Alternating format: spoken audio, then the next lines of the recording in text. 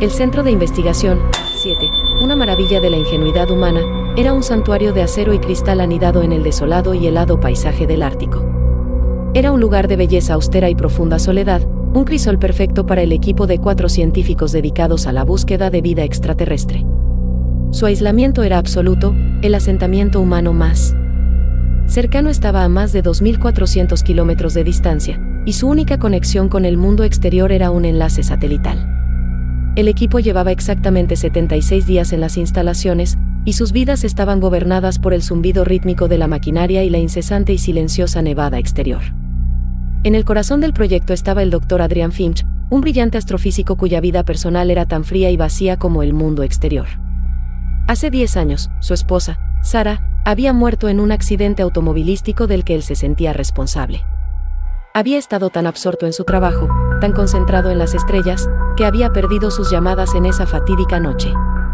La culpa era una compañera constante, un peso silencioso que llevaba a la soledad del espacio. Su equipo era una colección de mentes igualmente brillantes y atormentadas. Lily, la experta en telecomunicaciones, tenía solo 25 años pero cargaba con el peso de la muerte de su hermana menor, una tragedia que no pudo evitar.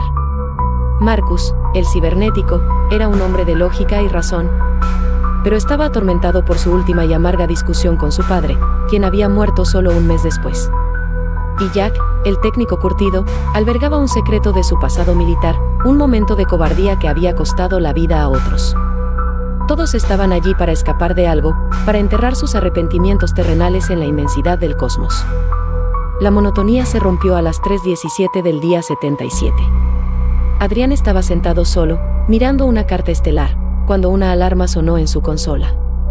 Una señal entraba, una onda electromagnética diferente a todo lo que habían detectado. No era un pulso cósmico natural, era un mensaje estructurado y complejo, cuyo origen se remontaba a un punto mucho más allá de su universo conocido. La firma de la señal era un patrón fractal, un tapiz de datos hermoso pero alienígena, que parecía desafiar las leyes de la física.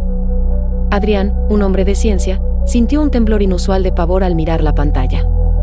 Sabía, instintivamente, que no se trataba de una simple onda de radio. Era algo antiguo, algo inteligente y algo que había estado esperando que lo encontraran. El equipo se reunió en el laboratorio principal, su emoción colectiva enmascaraba una creciente inquietud. Lily, con los dedos volando sobre la consola, intentó identificar la fuente de la señal. Sin embargo, su terminal simplemente mostraba un espacio en blanco que decía, origen, desconocido. Mientras tanto, Marcus trabajaba para descifrar el código. La señal no era un lenguaje en el sentido tradicional, sino una serie de pulsos rítmicos que parecían imitarlas. Descargas eléctricas de un cerebro humano. Su teoría era que no estaba destinada a ser leída, sino sentida. Era un mensaje biológico, no lingüístico. Durante los siguientes 17 días, el equipo trabajó sin descanso. Adrián, en su cámara de observación insonorizada, escuchó la señal a través de auriculares especializados. Empezó a sentir sus efectos casi de inmediato. Los primeros cambios fueron sutiles. Veía un destello del rostro de Sarah en el reflejo del cristal, un toque fantasma en su hombro. Lo descartó como un efecto secundario del agotamiento implacable. Pero pronto, los demás comenzaron a experimentar fenómenos similares. Lily, mientras trabajaba en la forma de onda de la señal, empezó a oír la risa de un niño en los pasillos vacíos. Vio a su hermana, una pequeña figura con un vestido blanco, jugando en la esquina de su laboratorio. La visión era tan vívida, tan real, que detenía su trabajo y extendía la mano, solo para no encontrar nada. El fantasma de su hermana se volvía, con ojos tristes y acusadores, y susurraba, «¿Pudiste haberme salvado, Lily?» Marcus comenzó a discutir con su propio fantasma. Veía a su difunto padre sentado en la mesa del comedor, con el rostro marcado por la decepción. El padre fantasma hablaba, su voz era un gruñido bajo y resentido, «Elegiste tus máquinas en lugar de tu familia. Elegiste este lugar frío y muerto en lugar de a mí». Las discusiones se volvieron más ruidosas y violentas. Los demás miembros del equipo solo podían ver a Marcus gritándole a una silla vacía. Jack, el técnico rudo y estoico, fue el más afectado. Su pasado, un recuerdo que había enterrado durante 20 años, comenzó a resurgir. Veía los rostros de los soldados que murieron bajo su mando, sus bocas abiertas en gritos silenciosos. La culpa era tan abrumadora que empezó a dormir con un cuchillo debajo de la almohada, convencido de que vendrían por él. Adrián, al presenciar su deterioro, comenzó a reconstruir la aterradora naturaleza de la señal. No era una forma de comunicación, era un organismo parásito, un virus mental. No solo transmitía información, transmitía una conciencia que se alimentaba del arrepentimiento humano. Era un parásito mental, un ser que convertía los miedos más profundos de una persona en su realidad. La señal era una transmisión de un trauma puro y sin adulterar. El simple hecho de descifrarla era una invitación para que el parásito entrara en sus mentes y se diera un festín con sus penas más profundas. El Centro AC-7, que alguna vez fue un paraíso de descubrimiento científico, se había convertido en una prisión psicológica. El equipo, que alguna vez fue un frente unido, ahora era un grupo de individuos aislados y aterrorizados. La señal los había puesto unos contra otros, usando sus pasados como arma. Adrián observaba desde su sala de observación, con el corazón como una piedra en el pecho. Su propio tormento por Sara se estaba volviendo más agresivo. Ya no solo aparecía, lo tocaba, sus manos estaban frías como el hielo. Susurraba palabras crueles y vengativas que resquebrajaban su cordura. Me elegiste a tu trabajo en lugar de a mí, le siseaba. Ahora estás pagando el precio. Marcus, ahora completamente desquiciado, estaba convencido de que el resto del equipo era un producto de su imaginación. Cerraba puertas y apagaba sistemas, tratando de atrapar a los fantasmas de su padre y el resto de la tripulación. Su mente, una vez brillante, ahora era un desorden caótico de circuitos y paranoia autodestructiva. Veía a Adrián como un espíritu malévolo, una extensión de la voluntad del parásito. Lily, atormentada por su hermana, fue atraída a la sala del reactor, donde la voz de la niña resonaba en las paredes. Estaba convencida de que su hermana estaba atrapada dentro del núcleo e intentó alcanzarla. Jack, mientras tanto, estaba en la armería, convencido de que los fantasmas de sus compañeros soldados intentaban entrar. Era una bomba de tiempo a punto de estallar, esperando una oportunidad para contraatacar.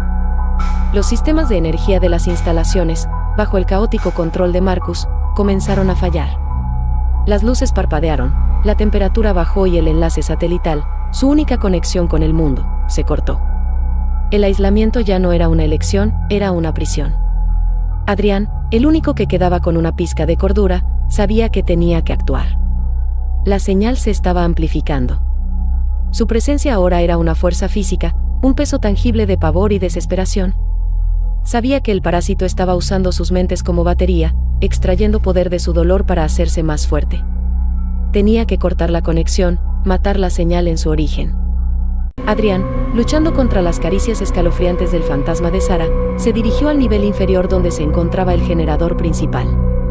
Los pasillos eran una pesadilla. Las paredes parecían respirar, y el sonido de los gritos de su equipo resonaba a su alrededor. Vio a Marcus, todavía discutiendo con una silla vacía, con el rostro como una máscara de furiosa alucinación. Vio a Lily, encorvada sobre el núcleo del reactor, con el cuerpo temblando de dolor. Vio a Jack, agachado detrás de un montón de equipos, con los ojos moviéndose salvajemente.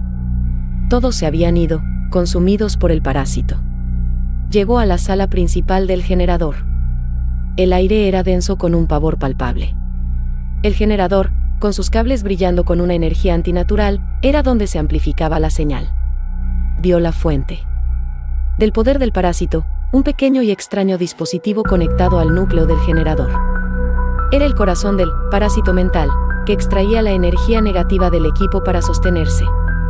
Cuando se acercó al dispositivo, Jack se abalanzó sobre él, un animal salvaje con una mirada enloquecida en sus ojos. Ya no era Jack, era un recipiente para el parásito, un títere controlado por su culpa. Adrián se defendió, una lucha desesperada y torpe.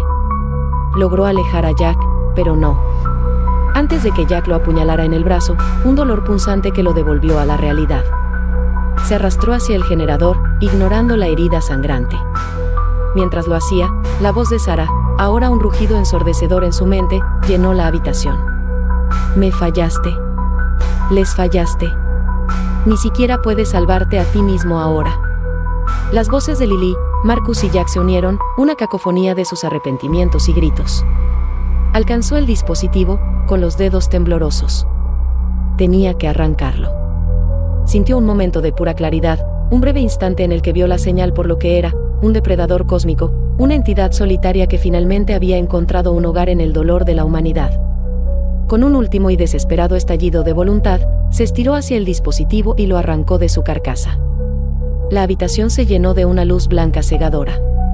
Un chillido penetrante y agonizante llenó el aire, un sonido de puro dolor y derrota que no era humano. La luz se disipó y el silencio regresó, un silencio más pesado y profundo que antes.